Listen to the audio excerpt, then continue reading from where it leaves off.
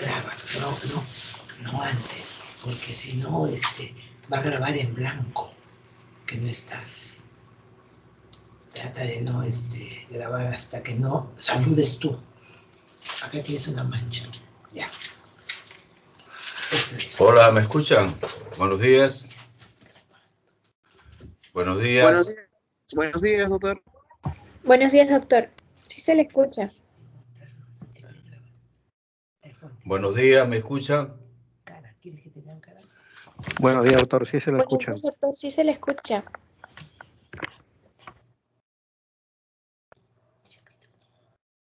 Hola, buenos días. Buen día, doctor.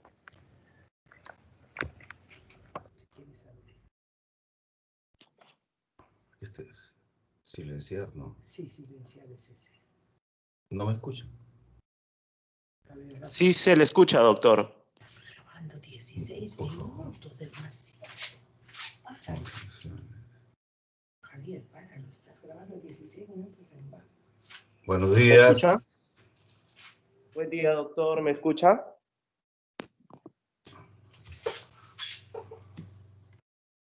Doctor, ¿me escucha? Pueden usar el micrófono. Deseo saber si me escuchan. Quiero saber si yo los puedo escuchar. Doctor, sí se le escucha. Doctor. Acá hay un mensaje.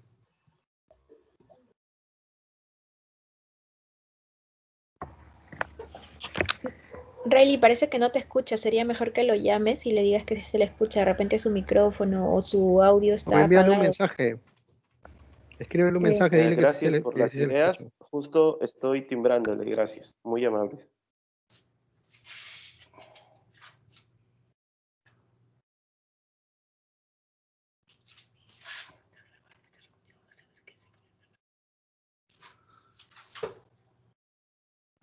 ¿Me escuchan? ¿Me están escuchando? No escuchamos. No les escucho. No les escuché. Ella respondió, pero no. ¿Me escuchan? Sí, doctor, sí se le escucha. Buenos días, doctor, sí Ya, se le ok. escucha. Ya, ahora sí. Entonces vamos a ver si no me pierdo. Les estoy grabando. Doctor, ¿me escucha? Sí, estoy escuchándolos. Vamos a empezar. Buen día a Doctor, lo todos. estaba llamando. Había bajado el volumen. Ah, ya, doctor. Ya, Ese ok. seguramente. Voy a empezar entonces ya la clase. ¿Se puede? Estás 18 minutos grabando. Claro, doctor, ya son casi las 8:10. Ok. Bueno, empezamos entonces. Ante todo, buenos días. Soy el doctor Díaz. Vamos a hablar de una enfermedad muy frecuente. La frecuencia acá es más de 10% a 20% promedio, depende de las zonas. Pertenece al grupo de las enfermedades que cuando aparecen se dice ya no desaparece. El paciente que tiene diagnóstico de hipertensión arterial ya es un sello para toda la vida. Otra cosa es que se controle, que varíe, pero ya no hay retroceso. Algo así como la diabetes. De ahí su importancia referente a la necesidad de estar en controles, seguir indicaciones, pero sobre todo tener como una espada de Damocles para complicaciones posteriores. Las Doctor, disculpe complicaciones... que lo interrumpa. ¿Escucho? Doctor, sí, doctor, Sí. disculpe que lo interrumpa, pero no está compartiendo diapositiva por si acaso no ha Entonces, compartido su pantalla. disculpa, voy a salir entonces. Si no, si ha compartido, salga, y si no, si recién va a compartir, por favor. A ver, espérense. ¿Dónde está compartir acá? Tengo la pantalla donde están ustedes. Ajá, la barra horizontal, doctor, ¿se acuerda? Ah, La flechita. ya. Ya, detener grabación. No, ese. Acá no hay el punto de... La, la, la, la flechita, doctor, recuerda el rectángulo con la flechita para arriba, ahora que ya, apunta hacia abajo. espéreme. Ya. Ahí pongo compartir. Compartir escritorio, ajá. Ya.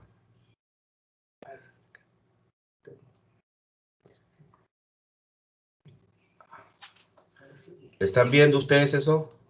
Listo, doctor, está cargando. Ahora sí se ven las diapositivas. Ya, ok, gracias. Ahora en la copita, por favor, para que...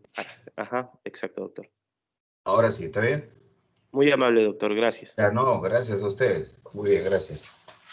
Entonces, decía que esta enfermedad, que cuando es diagnosticada ya es por vida.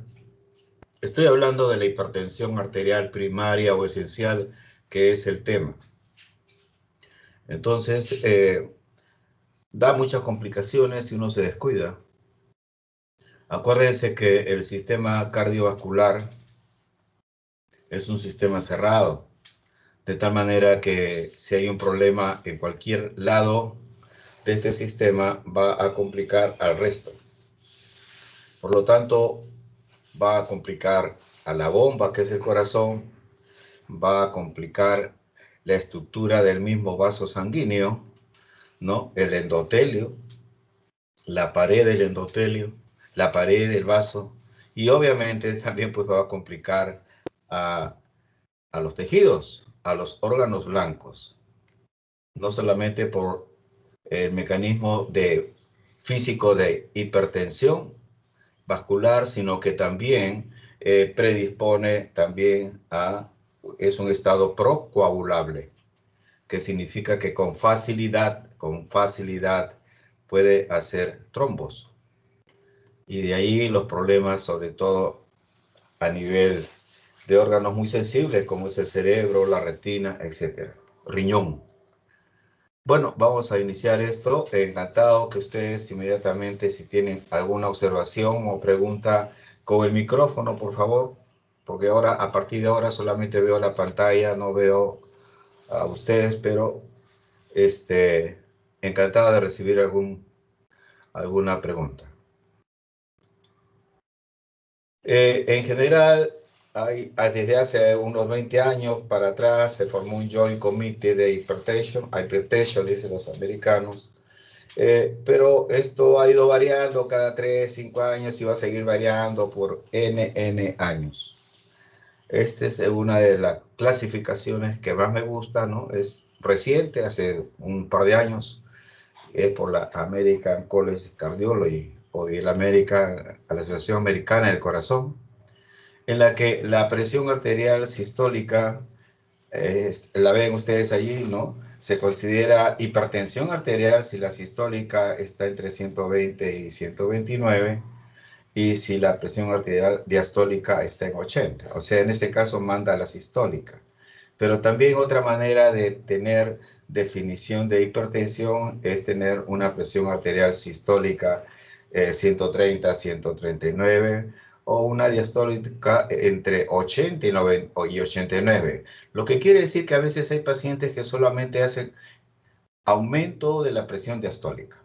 Aumento de la presión diastólica. Entonces, no necesariamente tiene que haber sistólica. Acá están las dos alternativas. Desde el punto de vista de la misma enfermedad, sabemos nosotros que hay una hipertensión primaria, que es la mayoría de los pacientes. Es primaria esencial, le llaman. Realmente no existe una causa exacta. De tal manera que la fisiopatología es algo no muy concreto, no es como decir tuberculosis pulmonar, encuentro el BK, ahí tengo el problema, tengo el granuloma, bla, bla, bla. Acá son muchos factores, por eso se dice que es una enfermedad multifactorial. Y como es multifactorial, su fisiopatología atraviesa una serie de mecanismos, de factores. La secundaria es una frecuencia mínima, pequeña, menos del 10%, depende de las estadísticas. En Estados Unidos, en Europa es un poquito entre 5 a 10, son medio raros, tienen genes especiales esas personas.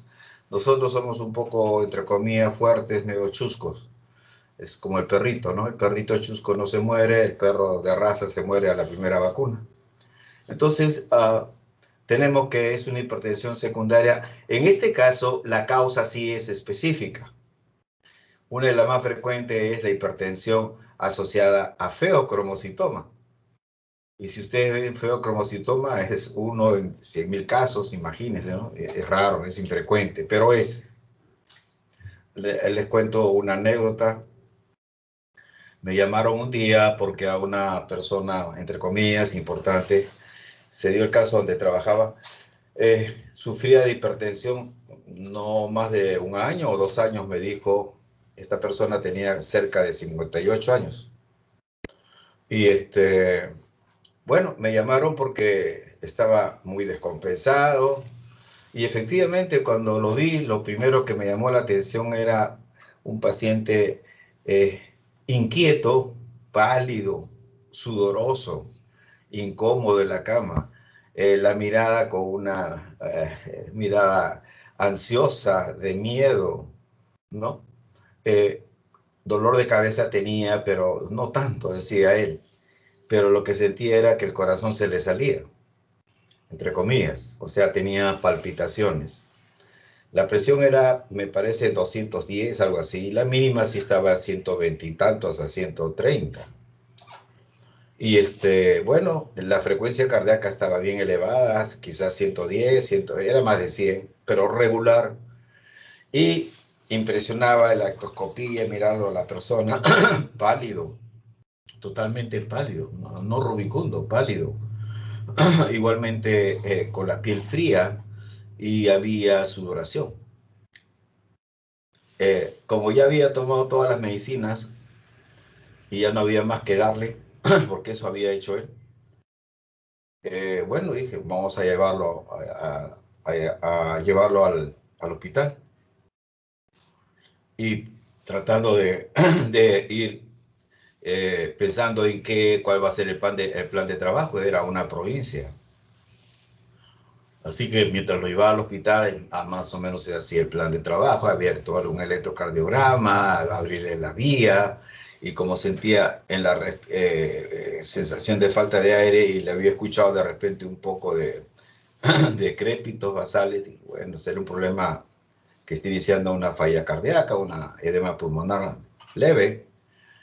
Así que dentro del plan de trabajo fue una radiografía, y comenzamos a hacerle todo, y en el plan de la radiografía lo echan al paciente, se le toma la placa porque no podía estar parado, y luego se le sienta, luego que se toma la placa, y al sentarlo el paciente hace un casi síncope, prácticamente casi se nos cae. Se chorreó todo entre la maniobra de sentarlo y luego pararlo para colocarlo en la otra silla, porque no había otra camilla, mire. Bueno, y cuando le tomo la presión, luego que está en esas condiciones, la presión había bajado como a 120. Es decir, había bajado un promedio de más de 100 milímetros de mercurio. Y entonces, en ese caso, el problema es ya una hipotensión, ¿no? Relativa en relación a minutos antes como tenía la presión. Ese cambio brusco de la presión, se le tomó un electrocardiograma, no había infarto, nada, por supuesto. Definitivamente era un cambio, era dinámico y obedecía a lo que vamos a hablar ahora, a sustancias vasoactivas. Y entonces ya uniendo cabos, uno pensaba, bueno, o sea, bajó la presión, pero está pálido, está sudoroso, no tiene infarto, no tiene nada. Entonces es una expresión, pues, del sistema vegetativo. Y si es del sistema vegetativo, bueno, la acetilcolina no da esa molestia. Tiene que ser algún derivado adrenérgico. Y uno recuerda, pues, las clases de fisiología, ¿no? Hay noradrenalina, hay adrenalina. La primera tiene más efecto a nivel de tipo receptor de alfa. Y el segundo también tiene alfa, pero sobre todo tiene beta. Entonces, de repente ha habido esa situación, decía, ¿no? De esta presencia de las dos sustancias, ¿no? A predominio de la segunda quedaba una vasodilatación relativa. Entonces, ese pensamiento, estábamos en provincia y dije, bueno, Esto solamente lo da pues una descarga brusca de estas sustancias y eso solamente lo sabe hacer la suprarrenal. Así que con el primer avión que llegó a la provincia, a Lima, el paciente llegó a Lima, lo vieron, etcétera, etcétera, y efectivamente la suprarrenal encontraron en ese tiempo solo había ecografía y recién llegaba la ecografía.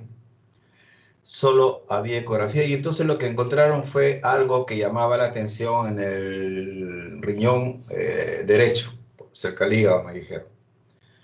Y bueno, con esa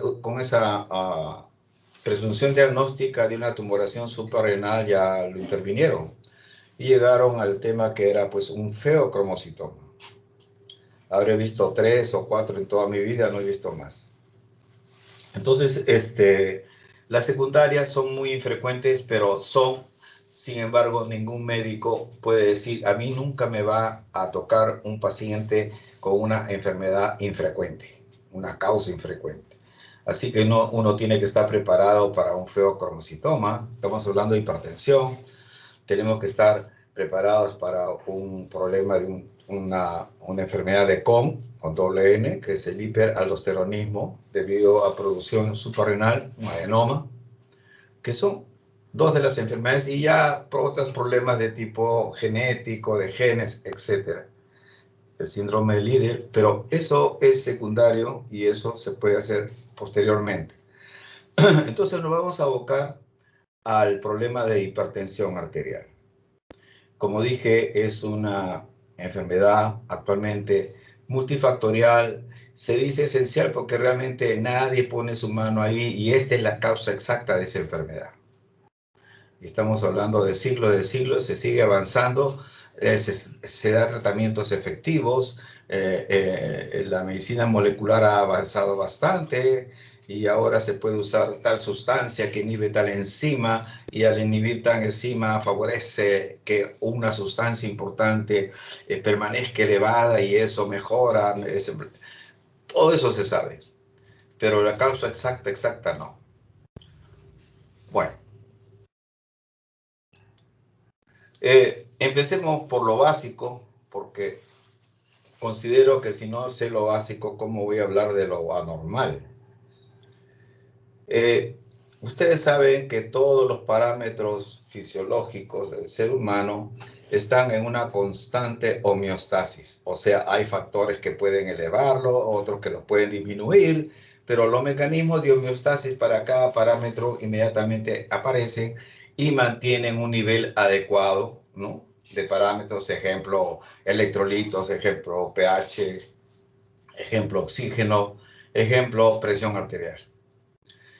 Y se sabe, eso sí, todos están de acuerdo, obviamente, que la base de la presión arterial que ustedes tienen en este momento es un equilibrio entre su gasto cardíaco, ¿no?, la cantidad de sangre que sale del corazón por minuto, y de diámetro de sus arteriolas, ¿no? Saben ustedes que las arteriolas son las que dan la resistencia vascular sistémica, tanto a nivel sistémico o la arteriola a nivel del sistema vascular pulmonar.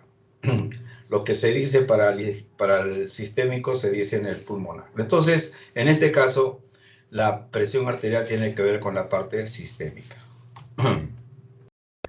De tal manera que esto indica que si yo sé esta base, voy a tener que disecar cada factor que interviene en el gasto cardíaco y concluir que si alguno de estos factores está elevado, etcétera, etcétera, alterado, ¿no?, la relación sube el gasto cardíaco y por lo tanto va a subir la presión arterial. E igualmente una serie de factores locales, neurohumorales, y que intervienen en el diámetro de la arteriola, van a estar algunos de ellos alterados, a veces aquí, a veces allá, y eso lleva a que la resistencia sea elevada. Esto es la base, y sobre esto descansa el resto de factores que vamos a tratar de señalar. Es una lámina muy antigua, pero igualito se mantiene, ¿no? Para reforzar el concepto anterior. Si dije que un concepto era resistencia vascular sistémica, por lo tanto, yo debo saber qué elementos actúan en el calibre, en mantener un calibre adecuado de la arteriola. Y entonces salimos que existen mecanismos neurales, humorales. Un neural puede ser pues, el sistema simpático, humoral, póngale ustedes pues estas sustancias vasoactivas, ¿no? Endotelina, etcétera. Entonces, por otro lado, intrínseco, que lo vamos a dejar muy local, presencia de algunos electrolitos que hiperpolarizan, por decir, el músculo liso de la arteriola y disminuyen entonces disminuyen la posibilidad de vasoconstricción. Pero sí, sobre todo, el mecanismo endotelial. Cuando era alumno como ustedes, el endotelio solamente servía como una capa interna y nada más. Ahora hay capítulos en cada sociedad científica de cardiología, hay capítulos especiales de hipertensión arterial y se dan el lujo de hacer capítulos como en el Perú, capítulo ¿no? de la membrana llamada endotelio. Entonces, el equilibrio de estos factores en general, ¿no? Son los que dan lugar a un diámetro adecuado, ¿no? Y que permite mantener una presión adecuada. Este es el tono vascular, tono vascular. Bueno, entonces, hasta aquí ya sé, la hipertensión es el techo que tienen ustedes en este momento que están viendo, si miran hacia su techo. Y las dos columnas que se portan el techo es el gasto cardíaco y la otra es la resistencia vascular sistémica. Cualquier alteración en ella va a hacer que el techo se altere. De tal manera de que existen muchos mecanismos, como he colocado, y recordar que la presión arterial pues depende del gasto cardíaco y de la resistencia vascular sistémica. La resistencia vascular sistémica actúa como un elemento de poscarga, o sea, la presión contra la que tiene que trabajar el corazón para poder, ¿no? Enviar su volumen sistólico de eyección. A su vez, el gasto cardíaco depende de la frecuencia cardíaca. Si yo tengo 80, voy bien. ¿Qué pasa si tengo 110? Eso va a aumentar entonces el gasto cardíaco. Y también depende el gasto cardíaco del volumen sistólico de eyección, porque yo puedo tener 120, 130 ¿no? de frecuencia cardíaca y me dicen ustedes, caray, ¿el gasto cardíaco está elevado? No, porque el volumen sistólico de eyección también va a depender de otros factores. Si yo tengo una falla cardíaca, todos sabemos que en general una insuficiencia cardíaca, hay el inotropismo, la fuerza de contracción del corazón está disminuida. Si normalmente el volumen sistólico es 70 por minuto, yo estoy en una falla cardíaca, de repente mi volumen baja a 40, así que no me sirve de nada la frecuencia cardíaca que esté elevada. Pero también ustedes deducen que, porque habrán hecho fisiopatología de la insuficiencia cardíaca, que generalmente justamente como hay inotropismo disminuido, entonces el corazón compensa ello, trata de compensar con un aumento de la frecuencia cardíaca, ¿no? Una taquicardia. El volumen sistólico de eyección que sale del corazón en cada latido depende entonces de la fuerza con que se contrae el miocardio, pero también de la precarga, pues precarga es el volumen de sangre con que inicia el corazón su sístole.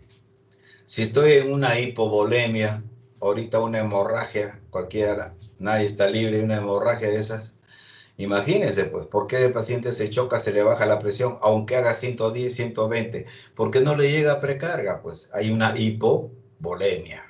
Entonces miren cómo va arrastrándose los mecanismos que van a intervenir también pues, en este juego de la presión arterial. Bueno, Recordar también pues que la volemia depende del riñón, en el sentido que el riñón es el campeón en el manejo de agua y sodio. Y entonces en muchos pacientes hipertensos hay aumento de la volemia, ¿no? Porque hay falla justamente del riñón en su trabajo. Se retiene agua, se retiene sodio, primero jala agua y ya saben ustedes que eso aumenta la volemia. Y si aumenta la volemia va a llegar en forma de escalera a elevar la presión arterial.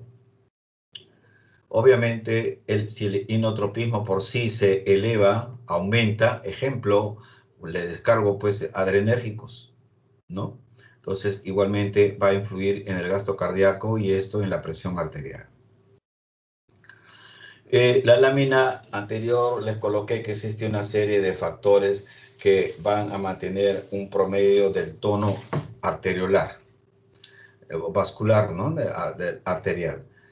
Por otro lado, estos mecanismos iniciales, todos están regulados y nosotros tenemos un mecanismo de homeostasis.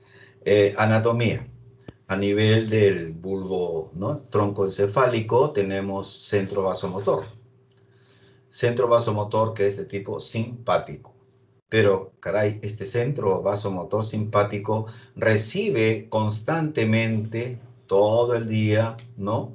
Una influencia, un tono parasimpático. Cuando, ejemplo, ¿qué sucede si hay una hipotensión arterial? Una hipótesis.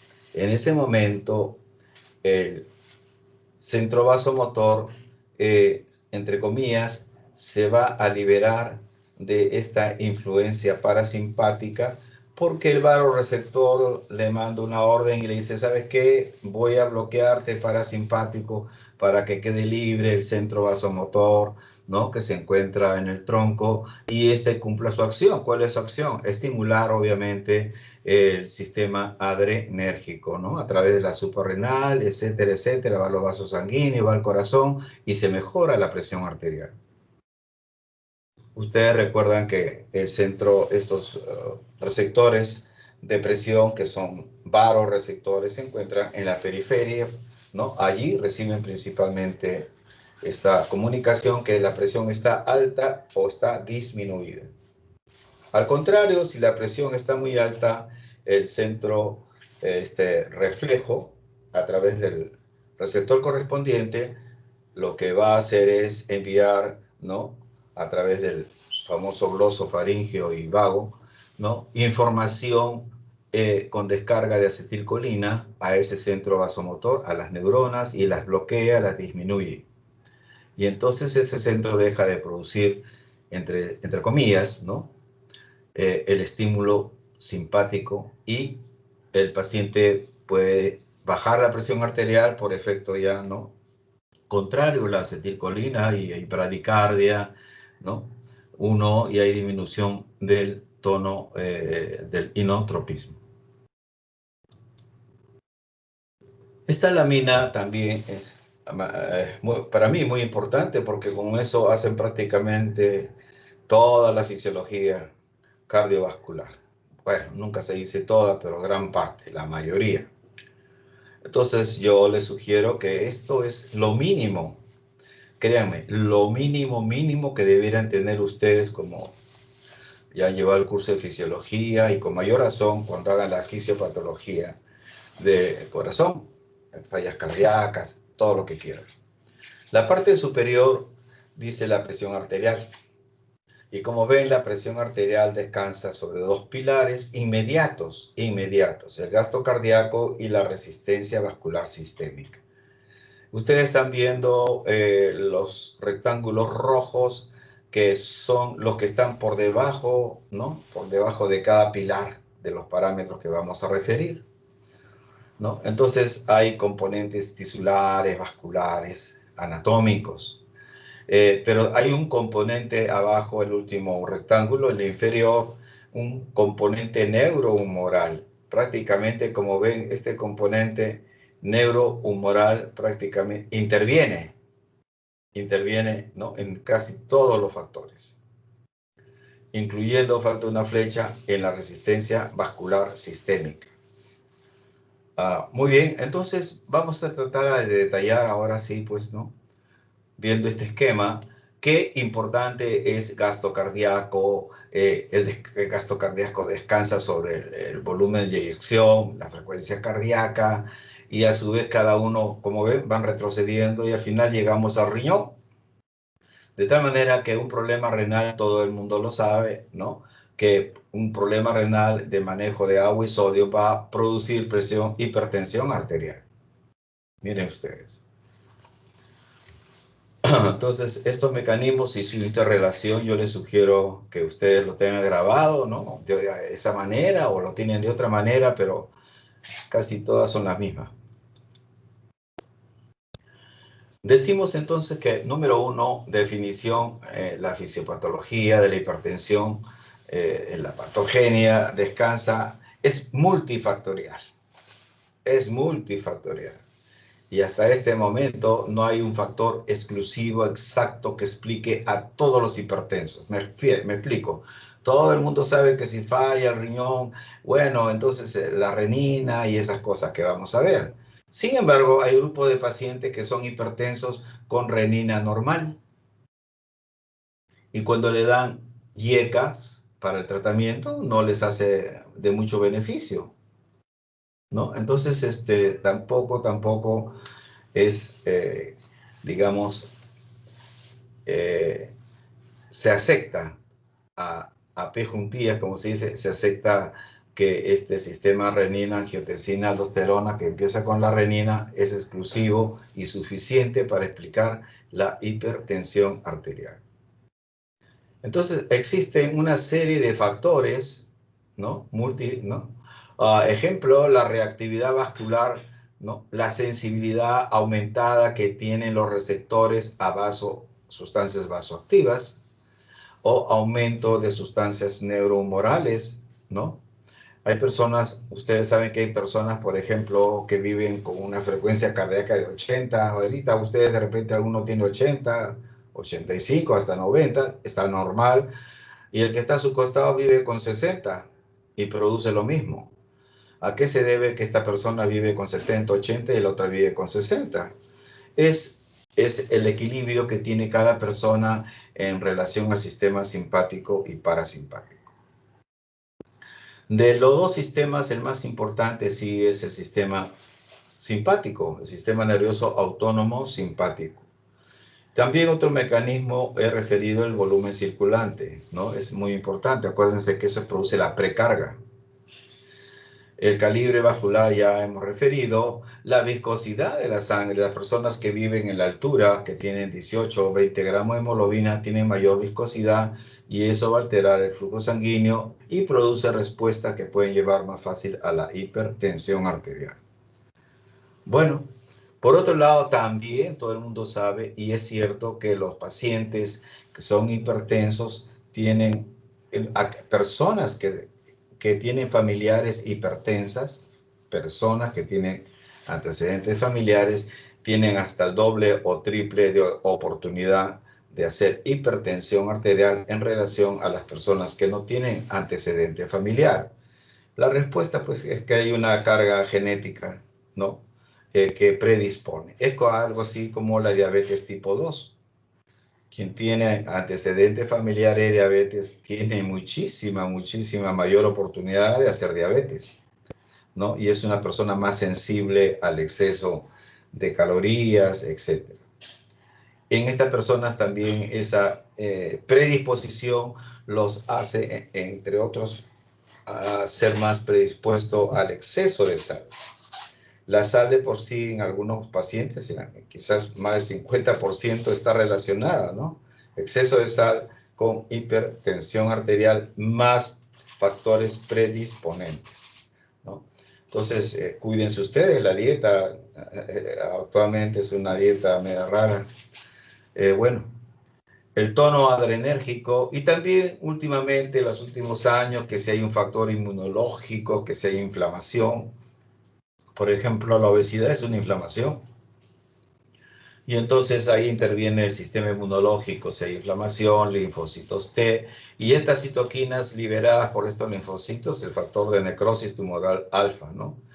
puede estar relacionado con la hipertensión, pero en todo caso son hipótesis últimas, no totalmente validadas en todos los estudios, pero se está hablando y medicina ha ido avanzando entre comillas, de lo que se está hablando hasta que décadas y décadas después se vio, ¿verdad? ¿No? Se empezó esto a hablar hace muchos años. Otros factores predisponentes, obviamente, es de por sí un problema primario, la disfunción endotelial. ¿Alguien me puede decir cómo la disfunción endotelial, problemas en la función del endotelio, puede llevar a producir hipertensión arterial? ¿Alguien quiere expresar algún comentario?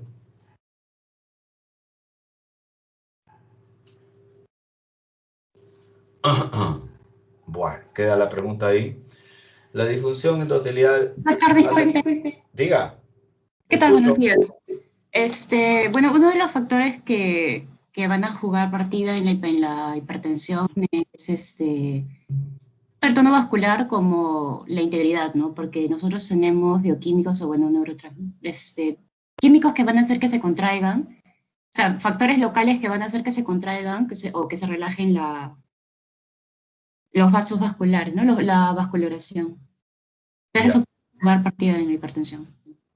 Ok, bueno, el endotelio ya se sabe ahora pues que es un órgano prácticamente productor de muchas sustancias que actúan a nivel general, pero también inmediatamente pegadito a las células que están. Y las sustancias que produce el endotelio, por ejemplo, la endotelina producida por el endotelio inmediatamente sale. ¿Y quién está a su costado del endotelio? La capa muscular lisa de las arteriolas, por decir. Y entonces sobre esas capas actúa. Hay sustancias vasodilatadoras y sustancias vasoconstrictoras que produce el endotelio y lo vamos a revisar. Por eso que es un factor importante y hay situaciones en las cuales no se explica por qué hay un exceso o disminución de estas sustancias vasoactivas y a eso se llama disfunción endotelial primaria.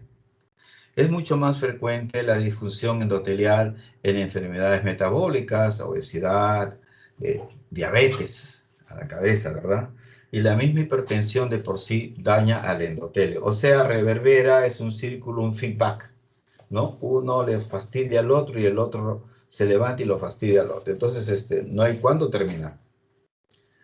El estrés oxidativo, producto de metabolismo, de inflamaciones, también se ve pues que existen estas sustancias que son derivadas del oxígeno, del uso de oxígeno, que pueden alterar también al mismo vaso sanguíneo. Hace muchísimos años, a raíz del estudio sobre todo de infartos de miocardio, se ha visto pues que hay posteriormente, ¿no? lo que significa el remodelamiento del miocardio, que en otras palabras es que desaparece el miocito y aparece otro tejido. Obviamente ese tejido ya no tiene las propiedades del miocito. Igualmente acá, cuando hay un problema vascular, puede haber crónico, hay remodelamiento vascular. Y la pared del vaso deja de ser la pared del vaso y es la pared del vaso, pero alterada y con presencia de más tejido, estrechamiento orgánico de la pared del vaso y obviamente problemas de la resistencia vascular sistémica. Igualmente, acuérdense que hay un remodelamiento, se habla bronquial en pacientes con asma que no se controlan bien. Y eso cada vez los hace más irreversibles, ¿no? Resistentes al tratamiento para el asma. Entonces, miren, aquí vale acordarse del famoso término de remodelamiento. Y hay sustancias que estimulan el remodelamiento, son dañinas. Desde ya es importante la aldosterona, ¿no? La endotelina, son sustancias que predisponen a remodelamiento en los órganos blancos. Entonces hay que tener mucho cuidado en ello.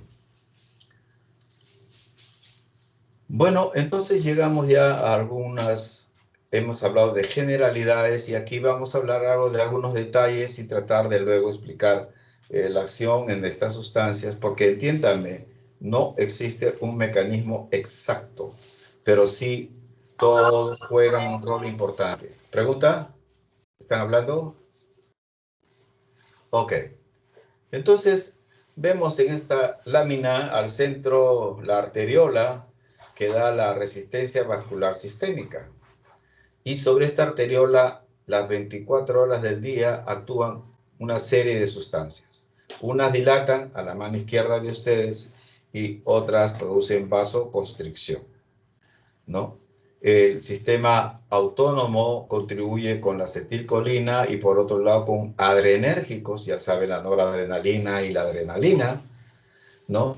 Hay un sistema de, cuando hay inflamación, un sistema de calicreína que lleva al metabolismo y producción de bradiquinina, que es un vasodilatador, pero además esta bradiquinina altera la permeabilidad del vaso a nivel capilar y es la que va a producir, pues, escape, entre comillas, de líquido al intersticio, edema, algo parecido a la histamina.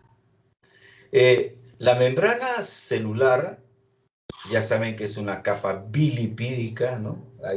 Hay hasta textos solamente de membrana celular y sus funciones, ¿no? Contiene, obviamente, fosfolípidos, ¿no? Va a derivarse de allí el ácido araquidónico en el metabolismo y a partir del ácido araquidónico van a actuar, ya saben ustedes, enzimas como la ciclooxigenasa, la lipooxigenasa. A partir de la enzima, que es la ciclooxigenasa, ¿no? Se va a formar, a partir del ácido araquidónico, ¿no? Se va a formar prostaglandinas. Una de ellas muy importante es la prostaciclina, que es un vasodilatador. Pero también a partir de la ciclooxigenasa, para mala suerte nosotros, se forma, ¿no? El tromboxano, que también es dañino, es una sustancia que lleva a formación de coágulos, a estados protrombóticos. El óxido nítrico, solamente como un dato general, ya saben que era conocido en mi tiempo como un factor. Hay algo en el endotelio que produce un factor relajador, se decía. Bueno, ahora se llama óxido nítrico, ¿verdad? Y esto es un potente vasodilatador del endotelio.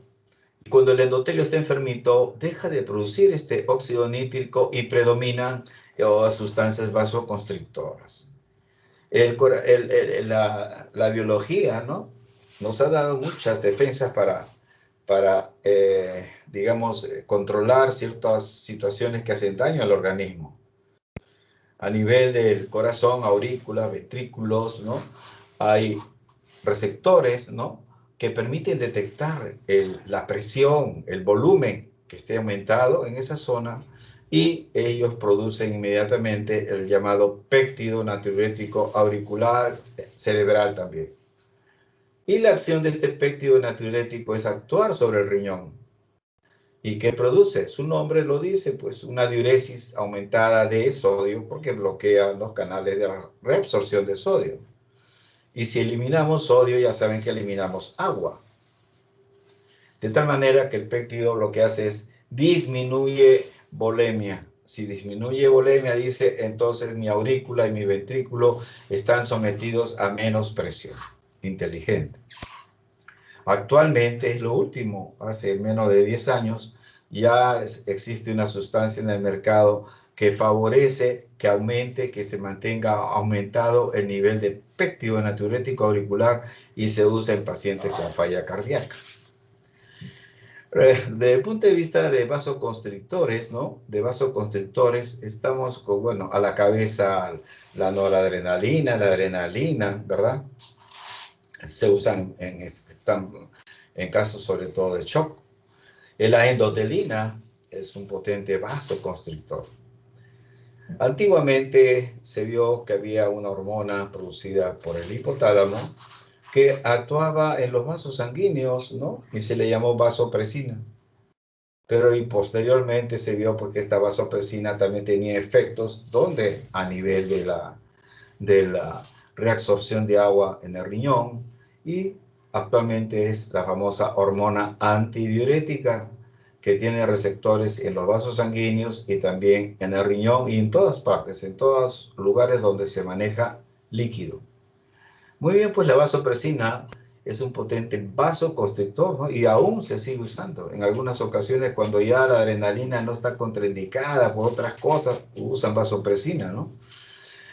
Cuando una persona fallece y el médico ve que potencialmente pudiera donar, entra en muerte cerebral, entonces estos casos inmediatamente la política del ministerio, como en todos los países, es tratar la posibilidad, ¿no? Investigar si el paciente puede servir de donador. Entonces, en esa gestión que se hace, que no debe durar más de 24 horas promedio, como el cerebro ya no está muerto, entre comillas, ya no produce vasopresina.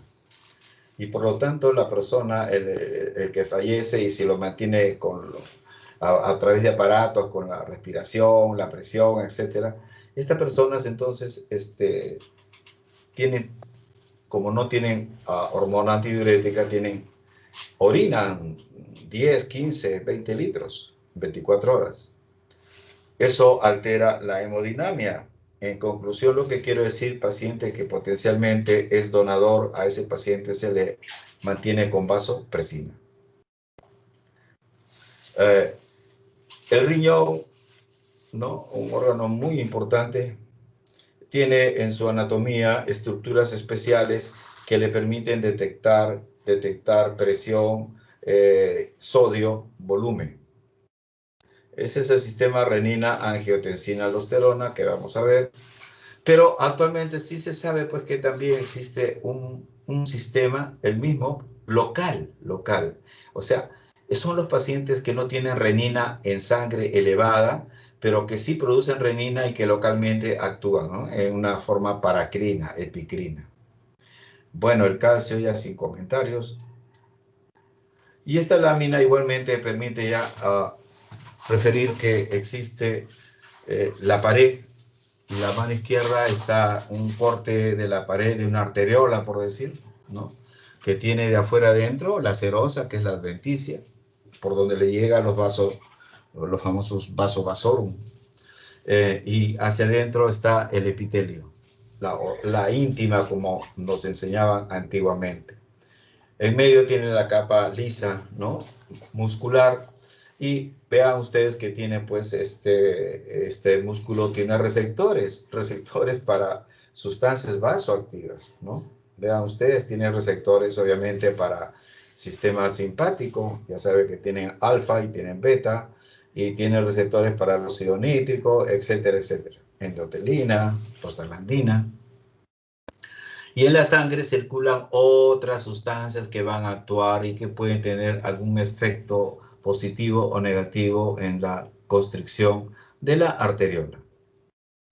Aquí a la mano derecha, bueno, lo que les decía, ¿no? La membrana fosfolipídica, ¿no? Por acción de las fosfolipasas, ¿no?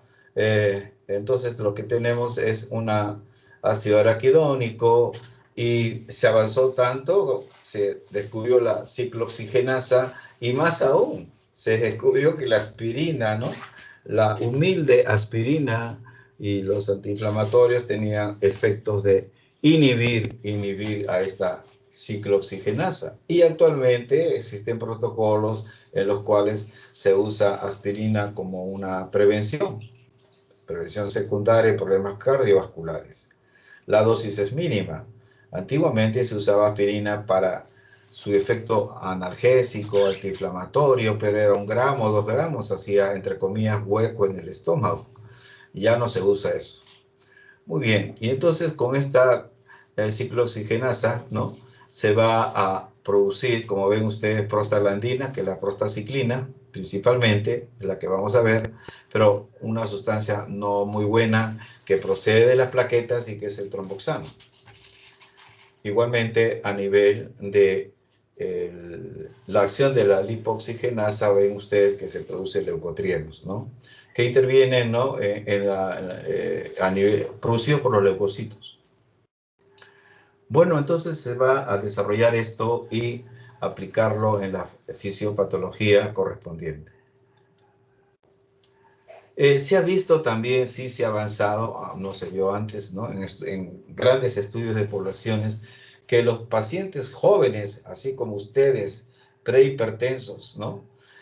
Cuando van a hacer hipertensión, en ese momento, en su juventud, de la juventud, lo que tienen es generalmente un incremento del gasto cardíaco. Mientras que las personas ya adultitas de 30, 40 años para arriba, el problema es incremento en la resistencia vascular sistémica. El incremento en el gasto cardíaco en los más jóvenes también se ha visto relacionado con una sensibilidad especial al sistema nervioso autónomo simpático, ¿no? Hay personas que nacen más predispuestas, pues, he dicho, a tener un tono simpático mayor que un parasimpático. Bueno, la hipertensión, como la diabetes, avanza en años, en años, en años. Es un periodo asintomático, no tiene nada, le encontraron por ahí una presión alta una vez y por allá otra vuelta, bueno, sigue adelante. Luego ya el problema se hace persistente porque ha ido avanzando la hipertensión, ha ido dañando mecanismos que estoy refiriendo y vamos a remarcar, y ya pues el problema ya se hizo orgánico, funcional y orgánico, y se hace persistente, y bueno, pues ya es el hipertenso declarado, que ya saben que a partir de ese momento toda su vida va a ser hipertenso. Y ya empiezan las complicaciones. Las complicaciones a su vez comienzan a alimentar más hipertensión, ejemplo la disfunción endotelial. Órganos blancos, obviamente, los vasos sanguíneos, la aorta, las arteriolas. En cuanto a vísceras, ya saben, cualquier víscera, ¿verdad? Corazón, riñón, retina. ¿Por qué? Porque produce problemas de vasculopatía hipertensiva. En el riñón, por ejemplo, si ustedes van al hino oftalmológico acá en Breña, van a ver ustedes que 50-60% de todas las amaurosis, ¿no?, de los cieguitos que no han nacido, por supuesto, están relacionadas con hipertensión y con diabetes. Miren ustedes, la retina tiene entonces su retinopatía hipertensiva, el riñón también. Diabetes, hipertensión son las causas frecuentes de falla renal crónica. El corazón, ni qué se diga, ¿no? Todos los infartados están en relación con la mayoría, hipertensión, aterosclerosis, etc. Hemos referido al óxido nítrico producido por el endotelio como una sustancia muy importante, es un vasodilatador, ¿no? Entonces, se produce no solamente en el endotelio, también en el corazón. Es derivado de una acción metabólica sobre una arginina. Y aquí está el punto, la arginina, ¿no? La arginina, existe una sintetasa, ¿no? Una sintetasa del óxido nítrico. Bueno, esta sintetasa del óxido nítrico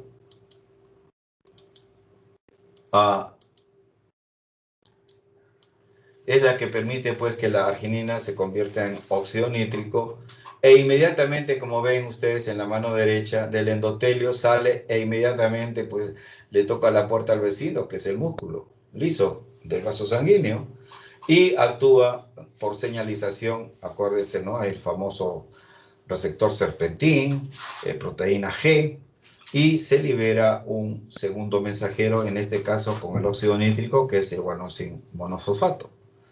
Este produce relajación, o sea, disminuye entradas de calcio.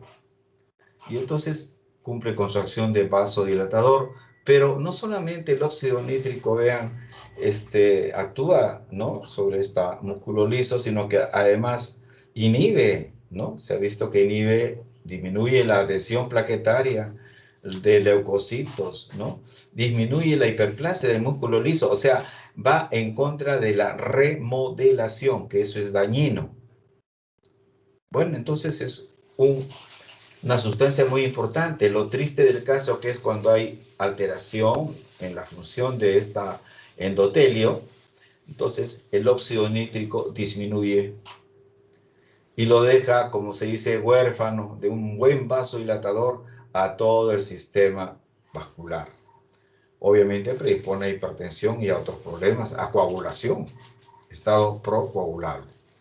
Entonces, acuérdense pues de este óxido nítrico que se ve alterado en obesidad, dislipidemias, aterosclerosis, etc. Y con la misma edad, pues, ¿verdad? Con la misma edad.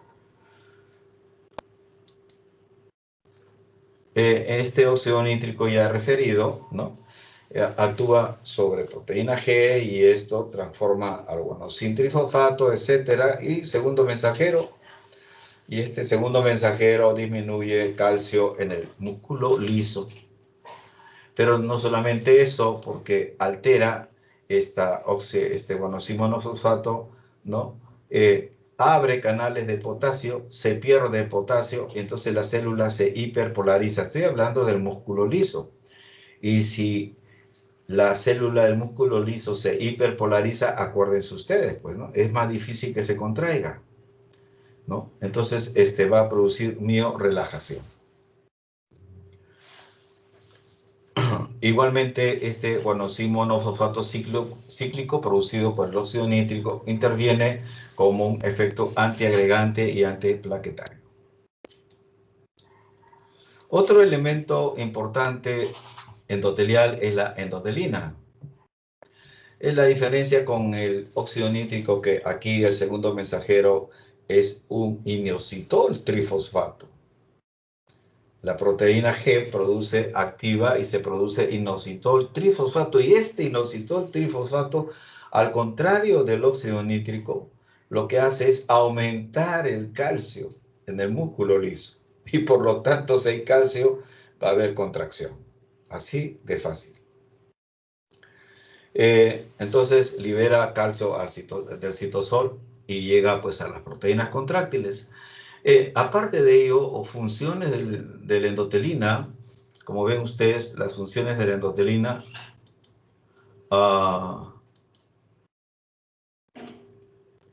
están relacionadas igualmente con producción, por ejemplo, ¿no?, de aldosterona. También la misma endotelina es un inotrópico positivo, cronotrópico positivo, y si es inotrópico y cronotrópico positivo, ¿no?, va a dar mayor trabajo al corazón. Igualmente, por su acción de vasoconstricción, disminuye, como ven ustedes, el flujo sanguíneo a nivel de riñón, disminuye el filtrado glomerular, ¿no? Y entonces hay gran problema porque va a producir retención de agua y de sodio. Y esto es otra perla negativa en relación a lo que es esta endotelina. Estimula el remodelamiento cardíaco y obviamente produce falla cardíaca. De tal manera que a nadie le gusta tener endotelina aumentada, ¿no?, desde muchacho. Cuídense ustedes. Esta endotelina, por otro lado, está inhibida su producción por la prostaglandina, ¿no?, por el óxido nítrico, y está estimulada por la angiotensina 2 y citoquinas que se producen en casos de inflamación. Pero también, miren, la hormona antidiurética en exceso puede estimular la producción de endotelina. Entonces, como ven, ninguna de estas sustancias está sola, todas tienen relación con otras. Y esa interrelación es lo que hace compleja la fisiopatología de la hipertensión arterial. Aquí en la figura de la mano derecha ven los factores que estimulan la producción de endotelina, y ven los factores que inhiben o disminuyen la producción de endotelina. Y su acción básicamente a través, ya saben, de el aumento de calcio a través del famoso segundo mensajero inositol trifosfato. El famoso inositol trifosfato.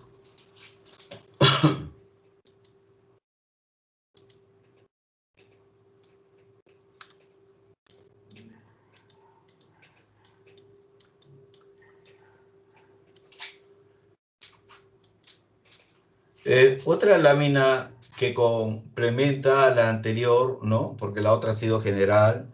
Aquí podemos hablar cómo la endotelina, por ejemplo, a la mano derecha, estimula la suprarrenal y bueno, aldosterona, agua, sodio, aumenta el volumen intravascular y ya ahí está fastidiando el corazón.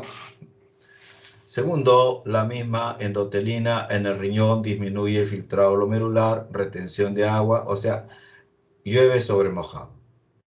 Tercero, directamente sobre el corazón, les dije que aumentaba el inotropismo, aumentaba la remodelación, corazón enfermo, disminución del gasto cardíaco, dependiendo de cómo esté la situación, y la actividad, ¿no? Actúa como vasoconstrictor y por eso aumenta la resistencia vascular sistémica.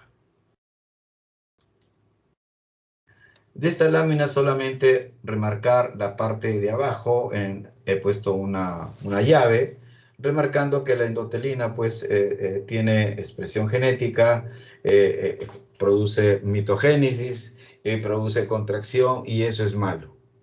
Así que de toda esta lámina le invito a ver la parte de abajo solamente, ¿no? Tiene señalización intravascular, es lo que quiero decir, ¿no? Y a través de una serie de sustancias hay fosforilación de proteínas, se forman genes y estos afectan la presión arterial.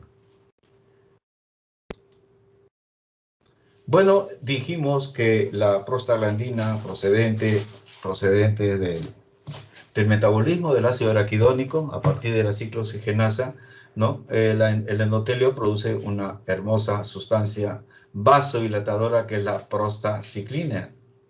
Esta prostaciclina, su término es PGI-2 y básicamente dos cosas, suficiente como carta de presentación.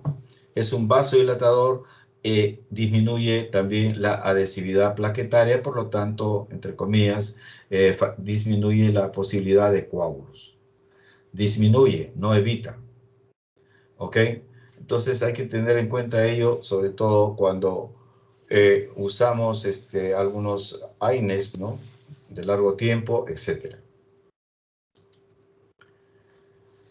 Hemos referido, hablando de cualquier sustancia que de alguna manera se entrecruza con la presencia de la función del riñón. Entonces, el riñón les dije que era un órgano que manejaba volumen, manejaba sodio. Mejor dicho, primero maneja sodio y odio, después viene el volumen.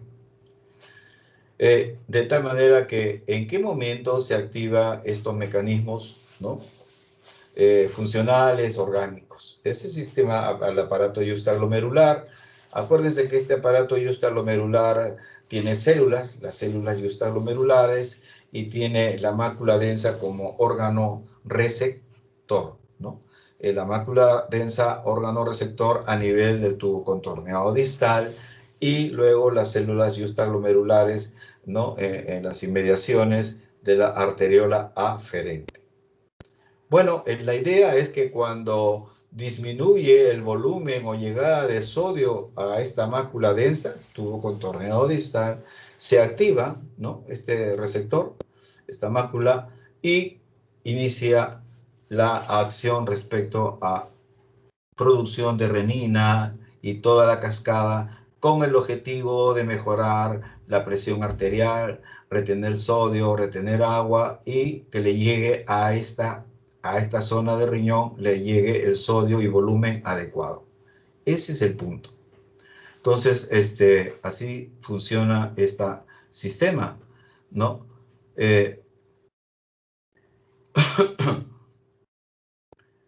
Este sistema no es directamente responsable pues, de la presión en algunos pacientes, porque se ha visto que, como dije en un inicio, hay pacientes que tienen disminución, ¿no? O bajos niveles de renina y de angiotensina y sin embargo son hipertensos. Peor aún, le dan tratamiento con YECA y no son muy efectivos.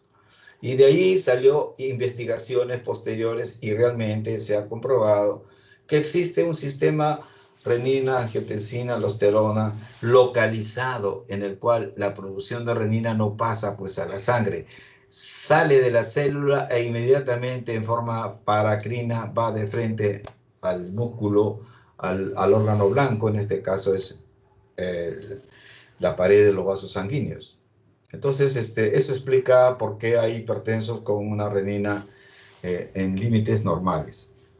Este sistema local, que se llama así, sistema de renina-angiotensina local, no solamente está en el riñón, sino en algunos otros órganos, como ven acá, corazón, arteriolas. Entonces, acordarse, esto es algo nuevo de estos últimos años, una década. Y vean ustedes, la raza también tiene que ver, ¿no? Nos enseñaron hipertensión y hasta ahora no cambia, ¿no? La raza negra está más predispuesta genéticamente a tener hipertensión que la raza blanca. Este es un estudio en el cual han visto cómo aquí la raza blanca está en los rectángulos, en las barras blancas, y celestito está el paciente de raza negra. Y vean ustedes que para hacer hipertensión, el de raza blanca necesita más renina, mientras que para hacer hipertensión, el de raza negra necesita menos renina, ¿no? ¿Por qué? Porque está más predispuesto por factores genéticos, ¿verdad? A todo nivel, y eso cruza todos los factores que estamos refiriendo. Entonces es importante ello, y acá en el Perú pues hay una población muy importante de raza negra, y al final eso de Inga y Mandinga todo lo tenemos, así que hay que tener mucho cuidado. Si hablamos del sistema de renina de riñón, ¿no? A la mano derecha vean ustedes cómo, ¿no? La disminución o el estímulo simpático por un lado, o la disminución del flujo sanguíneo renal con disminución de la filtración, disminución del aporte de sodio, todo a nivel de la mácula densa, va a activar el riñón, se produce la renina y viene toda la cascada hasta la producción de angiotensina 2. Ahora está de moda, ¿no?, las enzimas convertidoras de angiotensina en relación al coronavirus. Esta angiotensina 2 dispara su acción, prácticamente atraviesa todo el organismo, ¿no? A nivel de pituitaria, hipotálamo, estimula y se produce hormona antidiurética, que es vasopresora y retiene sodio y agua. A nivel de la corteza suprarrenal, capa glomerular, la famosa aldosterona. A nivel del sistema cardíaco por sí directamente, hipertrofia, remodelamiento, pésimo, igual a la endotelina. A nivel del hipotálamo, el centro de la C, le estimula a ustedes incremento, ¿no?, de tomar agua, incrementan volumen. Y directamente, ya saben, a nivel del sistema vascular, vasoconstricción. Bueno, entonces, y a la mano izquierda vean en un resumen pequeño de las principales acciones, ¿no?, de esta sustancia que es la angiotensina. Es vasoconstrictor, ¿no?, aldosterona, es decir, vasopresina, la sed, etcétera, ¿no? Facilita liberación de noradrenalina, determinaciones simpáticas, es decir, y esto, pésimo. Entonces, no sé si hay alguna pregunta aquí, en este punto. Ok. Vamos entonces a ver la siguiente lámina. Y ya esta sí es una lámina un poquito más completa, ¿no? Ya para el alumno fogoso, se pone a leer en la noche, en 1 hora se digiere esta lámina y la digestión dura años. En todo caso, acordarse que el noble hígado, ¿no?, nuestro hígado, produce muchas cosas y angiotensinógeno, ¿no? Y que la angiotensina 1 y que la renina va a actuar sobre el angiotensinógeno, y que por otro lado la hormona, la enzima convertidora de angiotensina, va a producir la angiotensina 2. Y aquí ya está todo, ¿verdad? Todo señalado en la lámina anterior.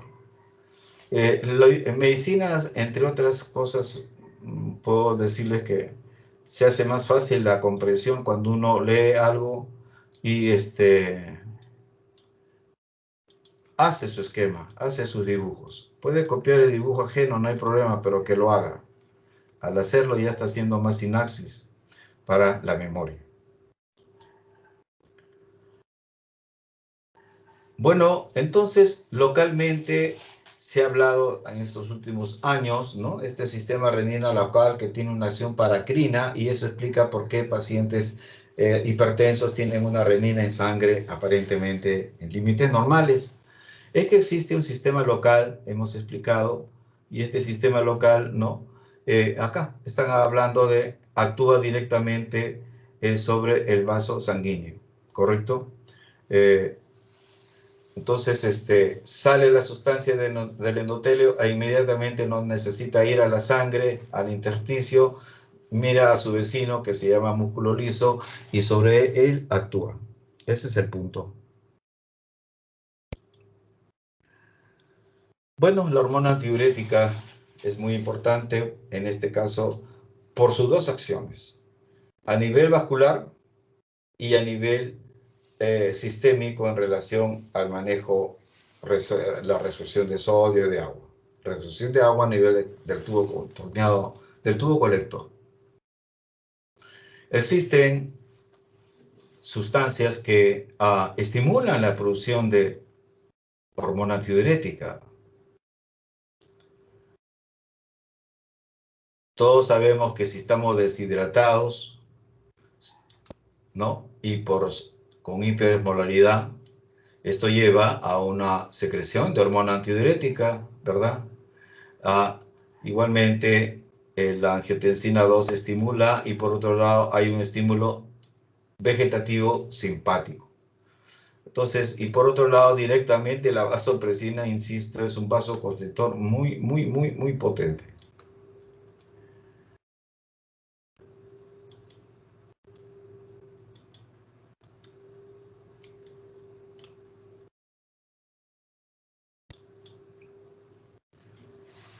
En situaciones en las cuales hay citoquinas, aumento de este sistema metabólico de las calicreínas, se va a producir bradiquinina. Es un vasodilatador importante. Es un vasodilatador importante. Incrementa, pero también incrementa la permeabilidad vascular. Y también de pasito, dice la bradiquinina, también pues estimula a un hermano para que también contribuya con la vasodilatación, es el óxido nítrico y la prostaciclina. O sea, es una sustancia muy importante cuando se secreta en exceso por los mastocitos. El péptido natriurético auricular, ¿no? 20 años más, ¿no? Se nota que tiene una acción importantísima en el control del volumen sanguíneo, de la volemia. Y esto es activado por la presencia de un aumento, ¿no?, de presiones a nivel y volumen a nivel auricular. El péptido lo que produce es una natriuresis, ¿no? Pero siempre, como toda sustancia, hay alguien que mantiene un nivel adecuado. Siempre hay una hemostasia. Y ese nivel adecuado es producido por una enzima que metaboliza al péptido y lo mantiene en niveles adecuados. Lo degrada. Es una endopeptidasa neutral y tiene el nombre de la neprilicina. Muy bien. Se sabe todo el mecanismo de acción del péptido natriurético y entonces, desde que se sabe eso y se encontró a esta enzima endopeptidasa que lo degrada, entonces dijeron, bueno, pues si ya tenemos la enzima, vamos a buscar algo que inhiba a esa enzima, porque si inhibe a la enzima, por lo tanto voy a tener más niveles de péptido natriurético y eso va a servir de bien al paciente. Muy bien, hace unos años se descubrió la sustancia, hace un par de años se inició el estudio en pacientes con falla cardíaca y le empezaron con el tratamiento de un inhibidor de esta enzima endopeptidasa, ¿no? La sustancia se llama sacubitril, que va unido a un bloqueador de receptores de angiotensina 2. Bueno, se inició el brazo de tratamiento, ¿no? Mundial, por decirlo, y se vio que era un beneficio, pero era como poner sol a una planta. Y entonces no se esperó que termine el estudio. Miren, son cosas no frecuentes en la investigación. Existen otros casos. Y no se esperó y prácticamente lo lanzaron al mercado, ¿no? Entonces, y actualmente se usa el sacubitril, ¿no? Para pacientes con falla cardíaca, porque mejora, en este caso, ¿no? El volumen lo disminuye, etcétera. Y acuérdense que el volumen es un factor importante en pacientes hipertensos. También existen medicinas que inhiben la acción de la renina, ¿no? Pero como que se ha visto que no tiene una efectividad 100%, así que están ahí, que se pelea, que si se usa o no se usa, pero está en el armamentario. Respecto a la presión arterial en relación a un control neurogénico, ¿no? Bueno, hemos referido que existe la anatomía, ¿no? Del centro vasomotor. No es un invento, es una realidad, tanto a nivel del bulbo vasoreceptores como a nivel del callado aórtico. Bueno, también tenemos, como digo, vasoreceptores periféricos y control neurogénico del centro vasomotor. Este control neurogénico es un balance, insisto, entre el disparador, que es el simpático, y el controlador, que es la vía aferente de tipo parasimpático, Entonces, la situación es que cuando existe presión aumentada, ¿no? La idea es que deba disminuir la presión. Y para que disminuya la presión, entonces, a partir de estos vasoreceptores, habrá pues una descarga de tipo inhibitorio, o sea, potenciales postsinápticos inhibitorios, dados en este caso, ¿no? Por la activación de la acetilcolina. Lo contrario, cuando disminuye la presión, se descarga, ¿no? Hay menor descarga inhibitoria y queda libre este centro vasomotor simpático, y como veremos, va a actuar y va a mejorar la presión arterial. Bueno, aquí tenemos un dibujito clásico, no es nada especial. Y ven a la mano izquierda el callado de la aorta y más arribita una rama que es la carótida, ¿no? Y en círculos amarillitos están los vasoreceptores, ¿no?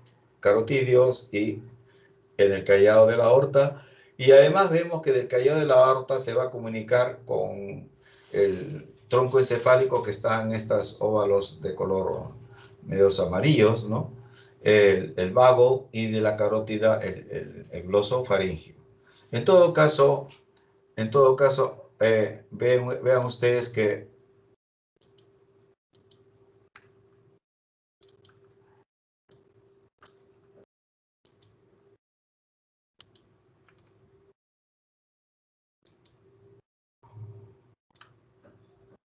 la idea es que va a llegar por estas vías de los pares craneales aquí a la zona donde está el centro vasomotor a nivel del tronco encefálico. Dependiendo si hay hipotensión o hipertensión, este centro vasomotor simpático se va a activar. Obviamente se activa cuando lo deja libre la acetilcolina, o se inactiva cuando viene una información de vía inhibitoria.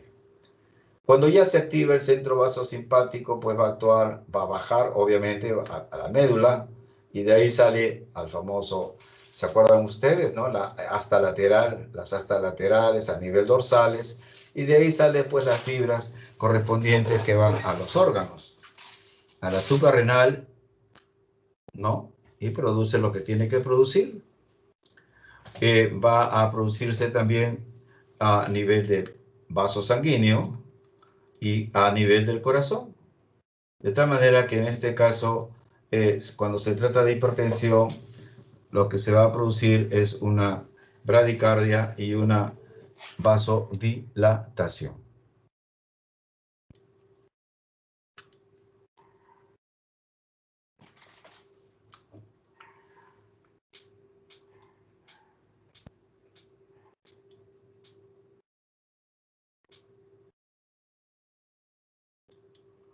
existen situaciones que, claro, no es hipertensión, sino al contrario, hipotensión y bradicardia.